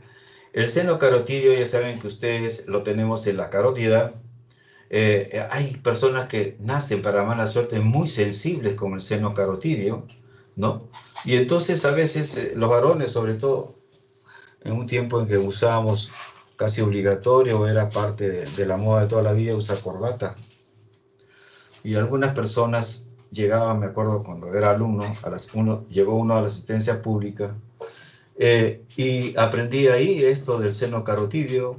Tenía el diagnóstico ya en ese tiempo, imagínense, de una hipersensibilidad, así que cualquier situación que semejara un masaje a nivel del cuello, un masaje, ¿no? Obviamente estimulaba al seno carotidio y la persona presentaba hipotensión o bradicardia, ¿no? Etcétera. Y este señor llegó casi a medianoche de una fiesta y estaba con su corbata, y como sudaba, entonces no quería malograr el cuello y comenzó a colocarse los famosos pañuelos que también se usaban antes. La idea es que presentó el cuadro, ¿no? Y cuando llegó emergencia, llegó pues con hipotensión, bradicardia, clarito como el libro, ¿no? Y con todo el cuello ingurgitado. O sea, se había exagerado, ¿no? La presión a nivel, obviamente, del seno carotidio, con el movimiento de la cabeza, etcétera. ¿Se imaginan ustedes? Y así llegó el paciente y toda mi vida me voy a acordar de ello. La edad en relación a la hipertensión, ¿no? El que tiene predisposición, obviamente, va a ser hipertensión de más joven, ¿no? Cuando aparece este problema de hipertensión en la patogenia, se ve que estos pacientes jóvenes, ¿no? Lo que tienen con mayor frecuencia es que tienen el gasto cardíaco aumentado, ¿no? Retienen volumen, sodio de riñón, ¿no? Y hay un volumen sistólico de eyección aumentado, gasto cardíaco aumentado. Y tienen también mayor actividad adrenérgica. Pero, a pesar de ello, la resistencia vascular sistémica no está aumentada. Lo contrario, con mayor frecuencia se ve que cuando hay personas adultas con hipertensión, sucede que es la resistencia vascular sistémica la que está más aumentada, ¿no? O sea, hay una diferencia inicial en cuanto a edad e hipertensión arterial. La hipertensión, pues, sostenida cuando ya uno es hipertenso, ¿no? Bueno, da lugar a que el organismo responda en su patogenia, ¿no? Cambios adaptativos, ¿no? Se dice, por ejemplo, un cambio adaptativo es, oye, si hay hipertensión, dice, muy bien, pues yo produzco vasoconstricción. Estás loco. ¿Y para qué produces vasoconstricción, no? Para adaptarme a la hipertensión arterial, que no llegue tanto a la periferia, y es una locura. O sea, algo así como cuando hay un sistema inmunológico que produce anticuerpos contra uno mismo. Y entonces esos cambios adaptativos a la larga, ¿a qué llevan? Llevan a un incremento importante del sistema vascular sistémico, la resistencia vascular sistémica. Y ya hay un problema serio para toda la vida, porque hay remodelamiento, ya esto no desaparece. Uno lo trata, lo mejora, lo controla, pero si suelta, ¡pum!, regresa la hipertensión. Y son los casos, pues, que vienen con complicaciones posteriormente. Y se lamenta uno, ¿verdad? Porque ya a veces es tarde, un problema de trombosis, un problema de hemorragia, lo que va a hacer es dañar a la persona. Bueno, entonces decía, ¿no? Otro dato importante en relación a lo que es hipertensión arterial es esta, ¿no? En jóvenes, pues normalmente uno encuentra, estamos hablando de la hipertensión, ¿no? El pulso arterial, ¿no? La presión de pulso obviamente, primero que la presión de pulso está generada pues, por el ciclo cardíaco. Significa que en la sístole sale sangre, en la diástole no sale sangre, y esa diferencia marca la sistólica de la diastólica.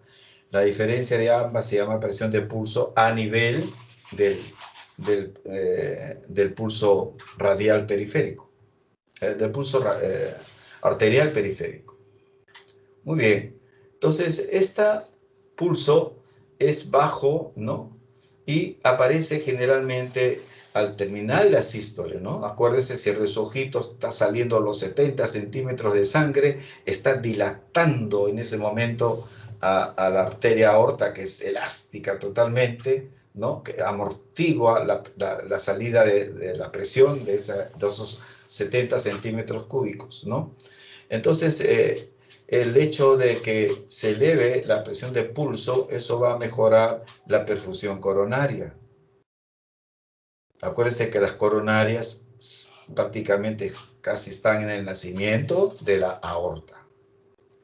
Ahora imagínense pues el viejito, ¿no? Que tiene endurecimiento de la aorta por los años vividos, ¿no? Menos arteria elástica, y por lo tanto entonces va a haber un problema a nivel de la circulación coronaria. Pero es más, en los adultos mayores el endurecimiento, ¿no? de la aorta, la disminución de la elasticidad de la aorta y otras arterias elásticas, lo que va a producir es un aumento en la poscarga, un aumento en la poscarga. Y entonces eso va a llevar a que el ventrículo tenga que trabajar más. Ese es el punto. O sea, en la persona de edad, ¿no? El problema es el endurecimiento y aumento de poscarga, y el corazón tiene que trabajar más. Tanto es así este concepto que si uno hace un examen, ¿no? Es bueno 1 minuto, 2 minutos dedicarse solamente a palpar pues, una arteria periférica. Si hay un aumento en la amplitud de la presión de pulso, es un predictor, ¿no? Es un factor predisponente importante para enfermedad coronaria. Es muy importante, porque la presión de pulso aumentada, insisto, sin tener una insuficiencia de la válvula aórtica, ¿se entiende? ¿No? Es un marcador y que nos dice, oye, ¿sabes qué? Tu aorta está muy durita, eso significa arterioesclerosis, y obviamente va a significar enfermedad coronaria, ¿no? También los adultos mayores se ha visto que tienen más sensibilidad a la acción de adrenérgicos. Hay mayor respuesta al estrés, ¿no? El viejito descarga mucha adrenalina en relación a otra persona con el mismo estrés. Entonces, esas dos situaciones hacen justamente pues, que sean episodios de sus 24 horas de vida de cada día predispuestos a descargas adrenérgicas y a daños, ¿no? En el corazón, en la presión arterial, etc. Y por otro lado, por ser viejito, disminuye también la sensibilidad al aumento de la presión arterial a nivel de los vasoreceptores que les he explicado. Conclusión, el vivir es bonito, pero también pues hay que cuidarse, hay que cuidar y tener pan para mayo, hay que tener mucho cuidado. Entonces, este sistema de renina, angiotensina, aldosterona, ¿no? En este slide, ¿no? Para remarcar que principalmente actúa en pacientes hipertensos renovasculares, o sea, aquellos que tienen problemas a nivel del aparato circulatorio en el riñón, ¿no? En pacientes de raza negra y en adultos mayores. Entonces, en aquellos que tengamos más, ¿no? Ingredientes de estos factores, hay que tener mucho cuidado con la presión arterial. Es más, y tienden a tener, ¿no? Hipertensión con renina baja encima, entonces, ¿qué va a usar? Ya no se puede usar IECA, se tendrá que usar otras medicinas, ¿no? Que disminuyan este efecto de este sistema. Entonces, y por último, se ha visto pues que el hipertenso que cursa, al contrario, con renina elevada, son los que tienen más predisposición a complicaciones cardiovasculares. Ejemplo, infartos, ejemplos, accidentes cerebrovasculares.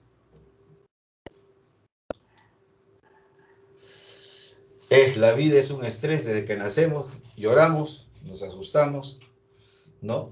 Pero actualmente estamos viviendo una etapa muy especial en todo el planeta Tierra, ¿no? La enfermedad se llama depresión, se llama estrés. Y el estrés actúa sobre muchos mecanismos homeostáticos. Empecemos por el más grave de todo caso, ¿no? No solamente esto de la adrenalina, sino el estrés que deprime el sistema inmunológico. Bueno, entonces el estrés y en la hipertensión se ha visto pues que una situación emocional X, ¿no?, altera el eje hipotálamo hipófisis suprarrenal en estos pacientes predispuestos. Hay mayor reactividad en la producción de cortisol y ello lleva a un problema de predisposición de hipertensión arterial. Entonces es muy importante tener una adecuada, sin ser, entre comillas, lo contrario, en el sentido de quedarse quieto todo el día, sin menos estrés. La idea es manejar el estrés, manejar los tiempos en los cuales la persona, en teoría, tiene menos estrés. Darle, como se dice, calidad de vida, no cantidad de vida. Entonces, miren ustedes, si pudiéramos hacer un resumen hasta aquí, la hipertensión tiene muchos mecanismos, ¿no? Pero la base es que, como ven, si se han dado cuenta, todos van a actuar o en el gasto cardíaco o en la resistencia vascular sistémica. Genéticos, hemos hablado 2-3 veces más de oportunidad de tener hipertensión, las personas que tienen familiares hipertensos, la sobreactividad simpática, sobre todo, ¿no?, en gente joven, y mecanismos de renales, ¿no?, sobreingesta de sodio, que estamos atravesados por la dieta especial, y si tenemos factores de riesgo, vamos a hacer bingo en cualquier momento. La disfunción endotelial, no solamente primaria, sino también asociada a problemas metabólicos, síndrome metabólico. Entonces hay que cuidarnos bastante, ¿no?, del exceso de peso o la obesidad y de los elementos, el perfil lipídico que deberíamos nosotros tener más o menos, ¿no?, en equilibrio, sobre todo el colesterol, el LDL, que es el más malito. Bueno, igualmente la parte neurohumoral, hemos conversado del sistema renina-angiotensina, en la obesidad y la predisposición a la apnea del sueño, ¿no? Siempre ha existido el apnea del sueño. Lo que pasa es que ahora, de hace unas décadas, ya hay aparatos que permiten monitorizar esta apnea del sueño, ¿no? Y entonces, y se ha visto ahí, ¿no?, monitorizando el apnea del sueño y monitorizando la frecuencia cardíaca y monitorizando la presión arterial, etcétera, puros monitores. Nos permiten hablar pues ahora de la enfermedad del apnea del sueño, y se ha visto que con frecuencia el problema es que se descargan sustancias adrenérgicas principalmente, ¿no? Entonces, y estas sustancias adrenérgicas son picos importantes y predisponen a hipertensión arterial, a infarto y miocardio. Y eso está probado, ¿no? ¿Y dónde existen más problemas de apnea del sueño? En personas que tienen una disfunción en el tono, ¿no?, de los músculos a nivel de la faringe, de la lengua, etcétera, o un poco de macroglosia, o mala suerte, pues son herencias de familia, y entonces lo que tienen es situaciones de hipoxias, de segundos, es como si ustedes están dejando de respirar, obviamente, ¿no? Entonces la hipoxemia aparece, ¿no? Hipercarbia puede aparecer, y el juego de estas produce descarga, obviamente, de adrenalina y sustancias adrenérgicas. Por otro lado, la misma sobrepeso y obesidad y la resistencia a la insulina ya está comprobada, ¿no? Entonces todo esto son problemas neuromorales, metabólicos, que van a asociarse a hipertensión arterial. Hemos referido en antes el estrés, ¿no?, cómo puede influir a nivel del eje córtico, hipotalámico, hipofisiario. Sobre todo hay una sobreactividad simpática, que es el otro mecanismo. En cuanto a la obesidad que hemos estado refiriendo, ¿no? Existe pues la obesidad básicamente cuando se trata de una obesidad de tipo troncular, ¿no? Abdominal, visceral, ¿correcto? Esto se ha visto que estas personas incrementan la reabsorción de sodio. Lo que pasa es que comprimen, así como tenemos gorditos que nos salen los rollitos en el abdomen hacia afuera, peor hacia adentro. La grasa aumenta, ¿no? El mesenterio, el epíplon, tenemos kilos de kilos ahí. Y eso también en la grasa retroperitoneal, porque no solamente la grasa abdominal. Y esa grasa retroperitoneal puede físicamente, pues, alterar, comprimir, desplazar, ¿no? Los vasos sanguíneos que van al riñón. Y eso va a activar al sistema renina y a todo lo que saben. Entonces hay una sobrecarga, hay una sobreactividad simpática y del sistema renina en estos pacientes obesos. Es muy importante recordar ello.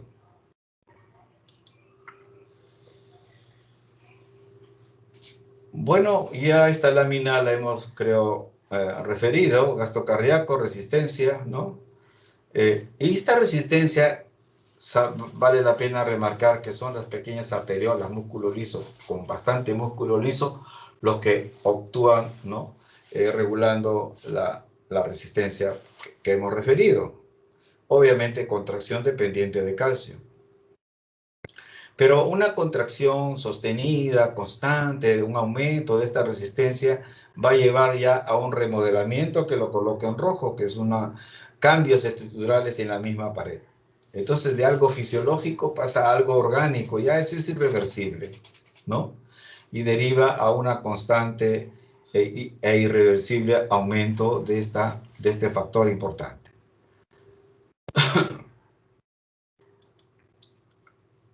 En cuanto al sistema nervioso autónomo, ya hemos referido lo importante que es esta descarga, sobre todo de adrenalina, ¿no?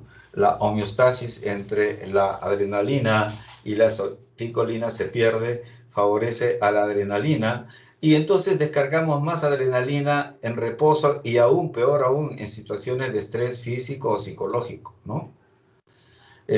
Y esto se ha comprobado indirectamente, ¿no? Y también directamente porque se dosa, indirectamente porque el uso de bloqueadores adrenérgicos disminuye la presión arterial.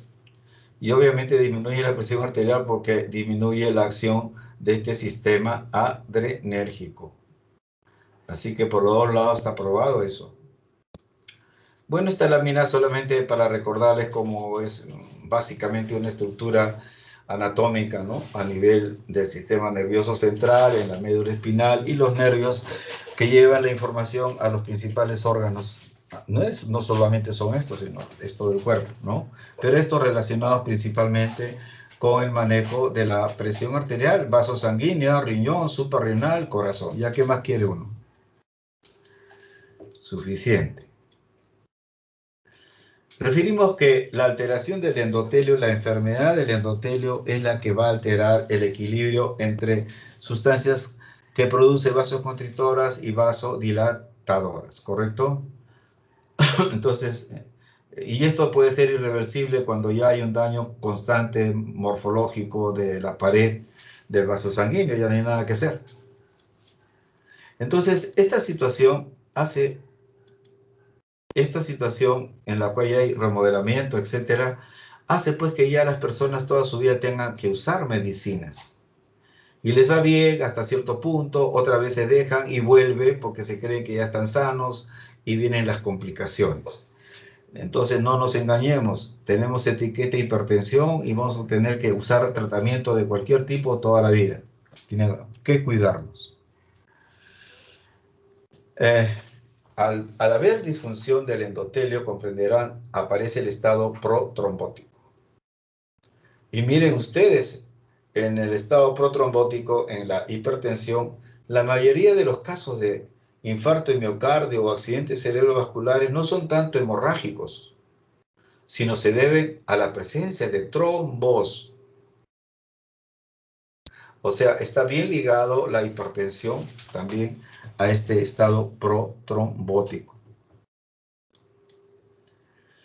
Y si estamos hablando de un estado protrombótico, pues debemos recordar esta triada famosa, ¿no? Está dado en general, ya no hablo de hipertensión, pero también acá está incluida la hipertensión, ¿no? Primero, para que haya trombo, habrá pues que la presencia y el juego de los constituyentes de la sangre, plaquetas y factores de coagulación que se tienen que activar. Obviamente va a haber a nivel de la característica del flujo sanguíneo, ¿no? La viscosidad, la alteración de la pared, ¿no? La hipertensión arterial y por último la disfunción del endotelio.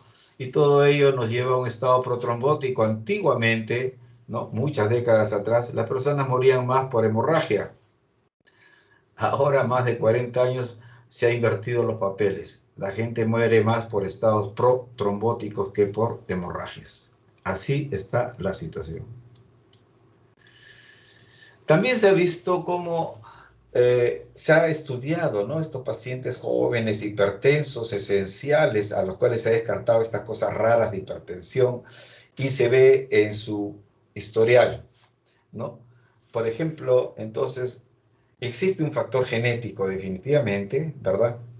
Este factor genético, por ejemplo, empecemos, la presión arterial en la mamá, ¿no?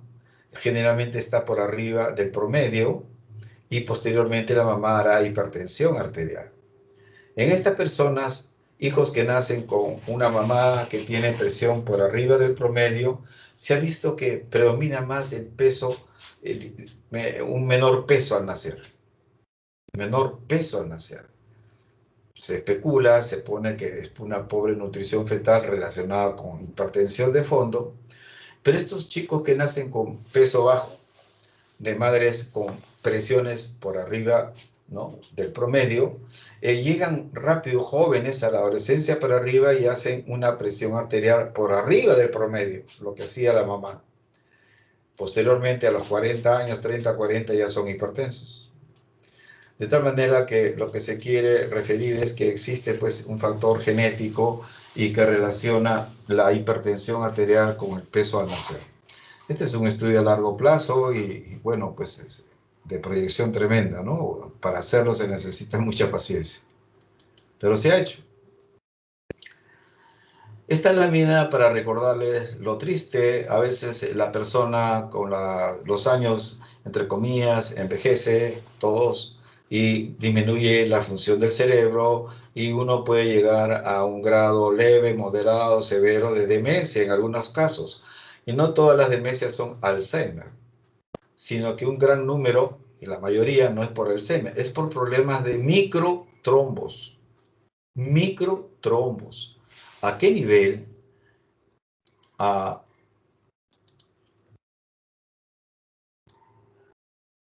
En las arteriolas penetrantes en este lugar. Ustedes saben que tenemos una corteza, ¿no? Tenemos aquí abajo, tienen ustedes, por ejemplo, el polígono de Willis, sus arterias importantes, pero estas dan pues arterias que penetran y que van a la corteza. Estas arterias chiquitas, ¿no? Un trombo por aquí, otro por acá, otro chiquito por acá, no hay pérdida de fuerza, no hay sensibilidad, pero estos microtrombos pequeños, ¿no? Van a producir en la persona deterioro en la parte de funciones cerebrales superiores, no solamente de memoria, atención, etcétera, hasta que llega pues la famosa demencia. Entonces, insisto, no necesito tener un buen trombo con una hemiplegia derecha para recién darle importancia a mi hipertensión arterial. Hay personas que hacen microtrombos y eso lleva a la larga a esa situación. No se olviden de las famosas, entonces, arteriolas penetrantes que tenemos y que van desde los vasos mayores hasta la corteza. Eso es lo que más o menos existe, se sabe, no es especulación. Así que esta lámina, cuando hagan neurología, les va a ayudar bastante.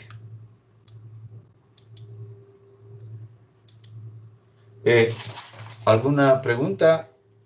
Más o menos hemos tratado de desarrollar los factores, mecanismos relacionados con la patología, la patogenia, la fisiopatología de la hipertensión arterial, y como ven, concluyen ustedes que es multifactorial.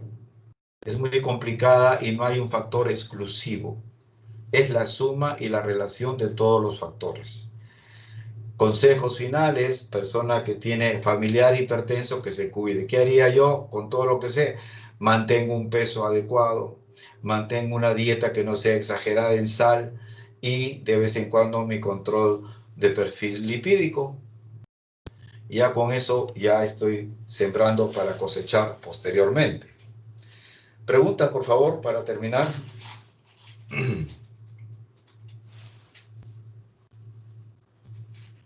Doctor, una consulta.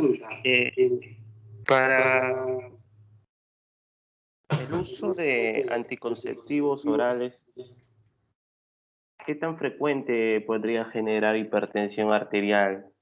Ya. Y disculpe que lo interrumpa, en el caso de las pacientes con preeclampsia, cuando estas pacientes, bueno, también se produce una hipertensión arterial, ¿no? Pero relacionada a las arterias uterinas. He leído un artículo que mencionaba que la exposición, la falta de la ausencia continua de exposición al semen paterno induce a que estas arterias uterinas no se dilaten como deberían hacer. Entonces, eso generaría la preeclampsia. ¿Qué tan cierto es? Entonces, ¿qué sugeriría ese artículo, doctor Rey? Bueno, desde lo que pude entender, el doctor Cafici, que es el que escribió eso, hacía referencia de que uno pues debía tener una pareja con el cual continuamente mantenga relaciones para que las arterias uterinas puedan estar adaptadas continuamente a los estímulos, ¿no? Claro, y tener sí. esos estímulos continuos permitiría que las prostaglandinas, no sé, que el sistema inmunológico ahí, entonces me inclinaba a pensar, pero ¿es cierto? O sea, ¿sí se puede hacer esas cosas? Bueno, he escuchado de esas hipótesis que no están concluidas realmente, no son estudios de grandes poblaciones, etcétera. Es un poco difícil hacerle eso a veces a una embarazada. Pero la primera parte sí es importante. Si yo tengo un factor predisponente para hipertensión, pues estamos hablando de hipertensión. Tengo un factor predisponente y luego tengo yo que uso sustancias que predisponen a retención de sal o de sodio o de agua, como es en el caso de estos a veces anticonceptivos, depende de la dosis. Entonces estoy sumando mecanismos para que pueda yo hacer hipertensión arterial. Eso sí es importante. Al revés, un paciente que tenga hipertensión arterial y que quiere tomar anticonceptivo, creo que el ginecólogo lo piensa 2 veces antes de darle un anticonceptivo hormonal. ¿Por qué? Porque ya tiene hipertensión arterial. Pero lo que se ha avanzado con todos estos mecanismos es que la idea es prevenir que estos factores se nos escapen. Sí, obviamente todos conocemos el efecto cíclico, ¿no? De sal, agua, retención en relación a las damas que normalmente hacen su ciclo de ovárico, ¿no? Peor aún, si hacen uso de anticonceptivos, que sabemos que para hacer anticonceptivos la dosis, ¿no?, es mucho mayor que la fisiológica. Respecto a la parte de preeclampsia, actualmente igualmente, ¿no?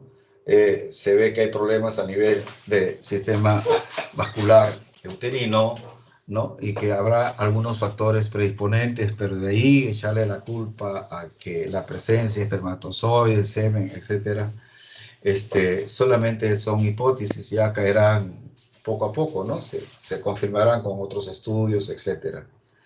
Lo que sí es muy importante recordar que la persona que es hipertensa quizás tenga también más predisposición, ¿no?, a hacer preeclampsia, pero en todo caso el punto lo dejaría en que toda persona embarazada tiene que hacer sus controles cercanos de presión arterial. No solamente cuando el médico lo cita cada 3 meses o cada 2 meses, sino es conveniente, sobre todo si tiene otros factores, ¿no? que hemos referido acá. ¿Alguna otra pregunta?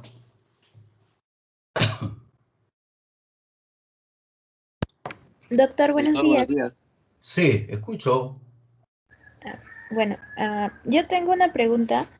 Yo tengo un familiar con hipertensión que hace aproximadamente 5 meses, bueno, padeció un ACV.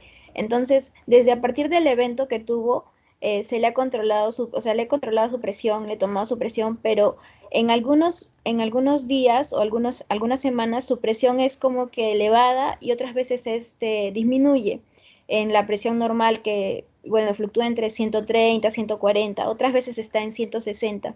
Entonces, mi pregunta es si es que ¿hay un tiempo promedio para esperar que la presión se estabilice con los fármacos o es que de repente siempre su presión va a ser infrecuente, o sea, va a ser variable?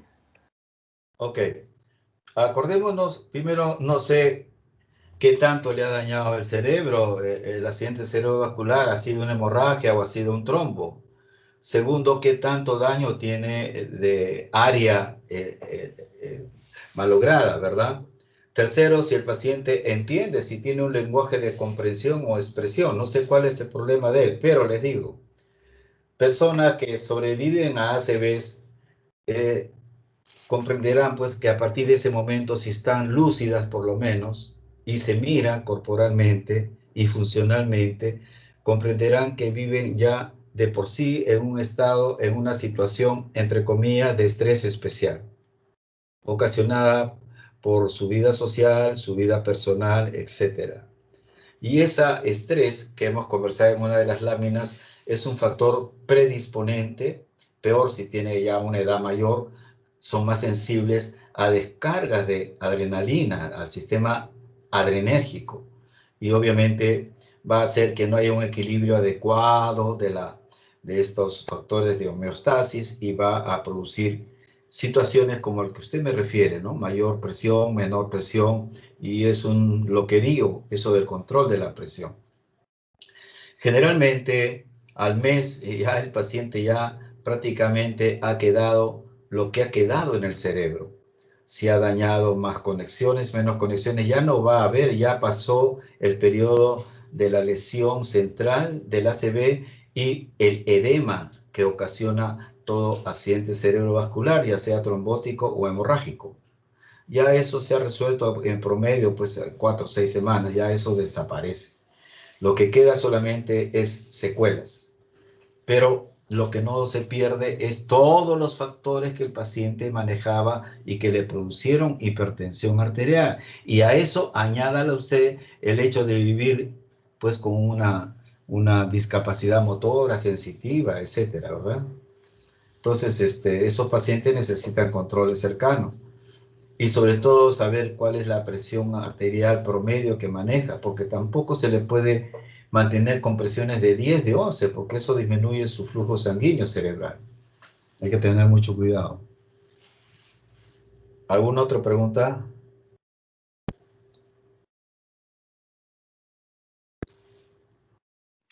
Doctor, buenos días. Sí, aló.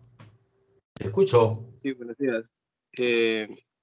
Doctor, en el libro de Lange de Gary Harmer hablan sobre la relación que tiene la hipertensión con la resistencia a la insulina. Esto habla del síndrome metabólico. Bueno, tiene varios ítems, ¿no? Pero